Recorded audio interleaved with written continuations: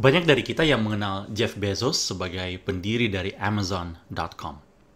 Nah, keberhasilannya dalam dunia bisnis mengantarkan dia menjadi salah satu orang terkaya di dunia. Dan dikatakan di tahun 2021 yang lalu, net worth dari Jeff Bezos ini sebesar 195 billion dollar. Nah, ini bukan angka yang kecil.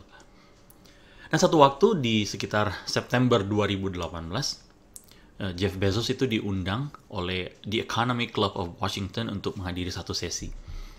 Dan pada kesempatan tersebut, Jeff Bezos itu membagikan satu cerita atau kisah tentang apa yang dia alami pada saat dia berada di tahun ketiga kala dia sedang kuliah waktu itu di Princeton. Yang mana event itu kemudian mengubah arah hidup dia menjadi seperti saat ini. Nah, apa kira-kira event yang dimaksudkan? Dan apa kira-kira pelajaran yang kita bisa dapatkan dari hal tersebut? Nah, sebelum kita lebih lanjut, saya mau memperkenalkan diri terlebih dahulu. Saya Heinz Wokas, dan di kanal ini saya senang berbagi hal-hal terkait leadership development maupun self-development. Kalau kalian baru pertama kali berkunjung ke kanal ini, maka saya ajak kalian untuk subscribe terlebih dahulu dan pastikan kalian juga mengaktifkan lonceng sehingga kalian mendapatkan notifikasi setiap kali ada video baru yang diunggah di kanal ini.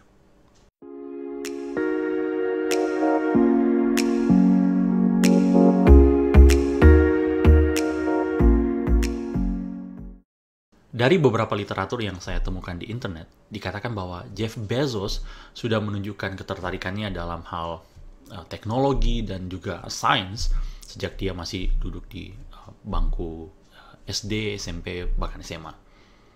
Nah, saat dia di bangku SMA, dia itu didaulat sebagai high school valedictorian ya. Dia juga menerima ada satu title yaitu National Merit Scholar. Dan terakhir, dia mendapatkan satu award yang namanya itu Silver Knight Award. Yang dia dapatkan itu di tahun 1982. Nah, kalian bisa Google di internet apa yang dimaksud dengan award tersebut dan apa signifikansinya ya. Nah, berdasarkan achievement yang dia peroleh, dia kemudian memutuskan untuk melanjutkan kuliah di Princeton University, yang mana dia itu mengambil jurusan fisika karena dia ingin menjadi seorang theoretical physicist. Ya. Nah, saat dia itu di tahun ketiga, yaitu di junior year ya, dia itu mengambil satu kelas yang bernama Quantum Mechanics. Nah, ini bukan kelas yang mudah.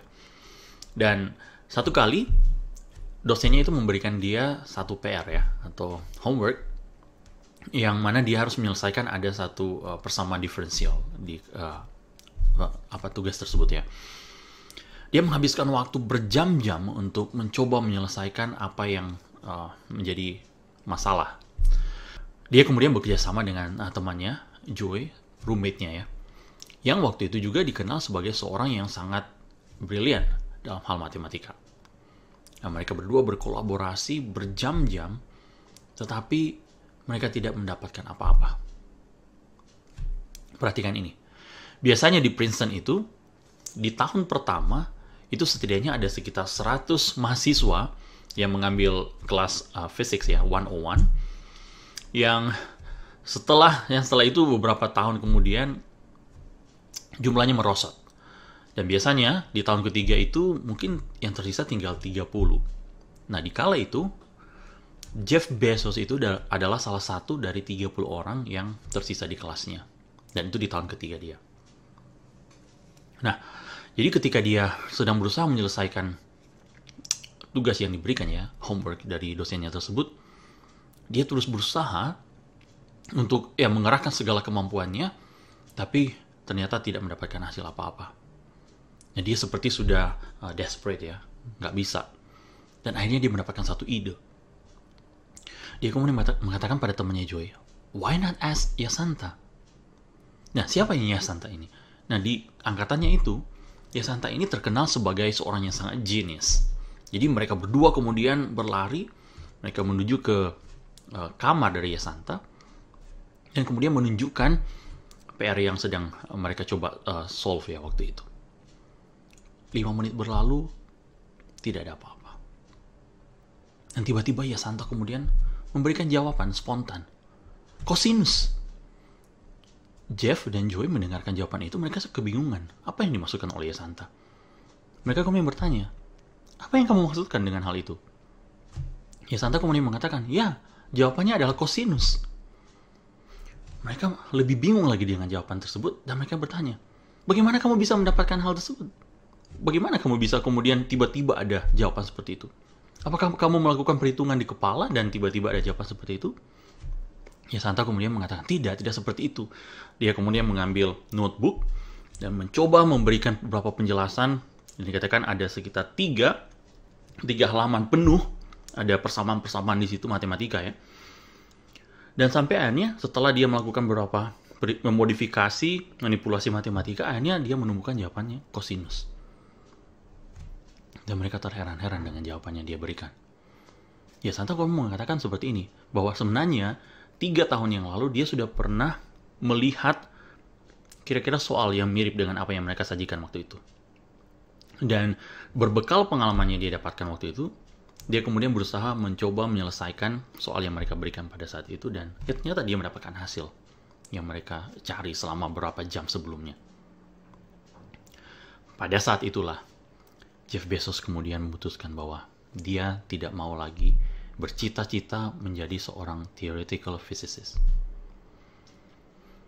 Dia terkenal sangat hebat, jago dalam matematika, tetapi dia merasa bahwa dia tidak mendapatkan atau tidak memiliki natural ability seperti yang dimiliki oleh temannya, yaitu Yasanta. Dia kemudian mengatakan seperti ini, I started doing some soul searching.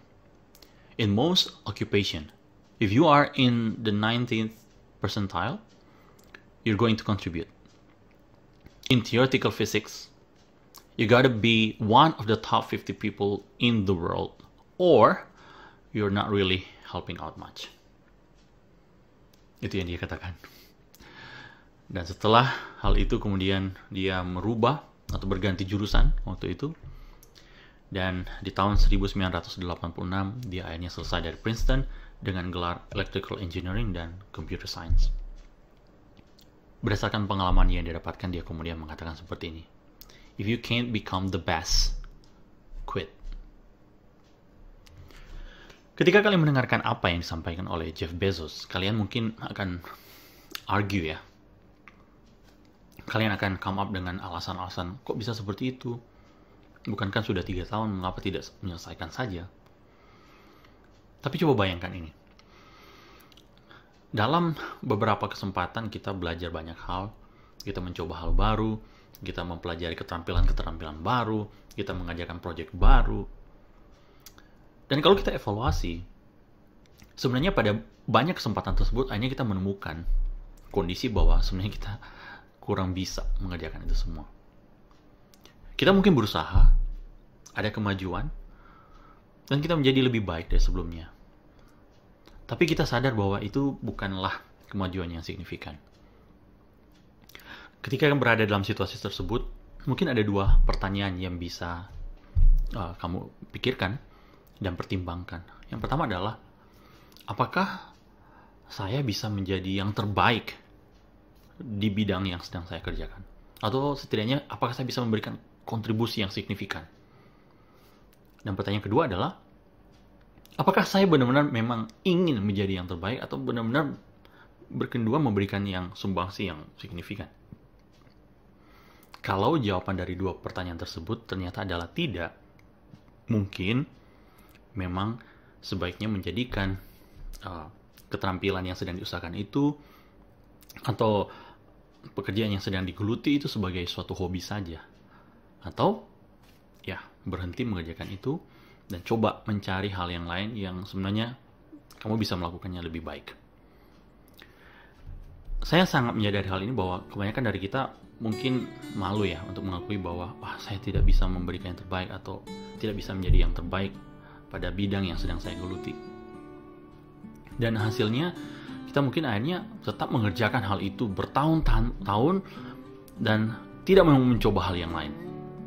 Padahal sebenarnya mungkin ketika kita mau mencoba hal yang lain, kita bisa menemukan potensi kita yang kita belum temukan sebelumnya dan kita mampu memberikan yang terbaik.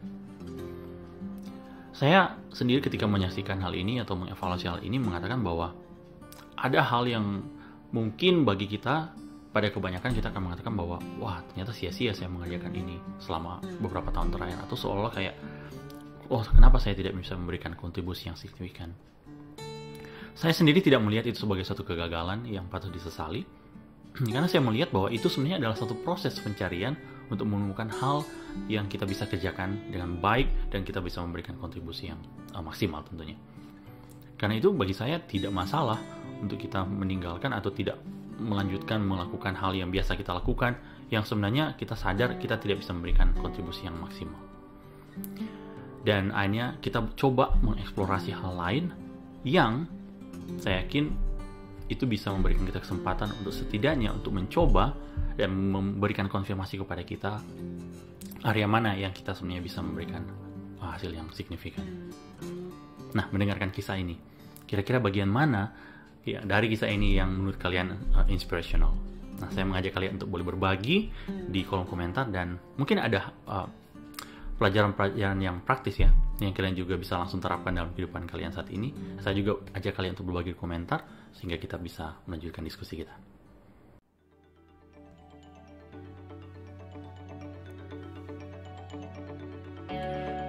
Thanks for joining us this week on Sketch and Angle. If you found value in the show, we would appreciate it if you would simply tell a friend about the show. And be sure to tune in next Monday for our next episode.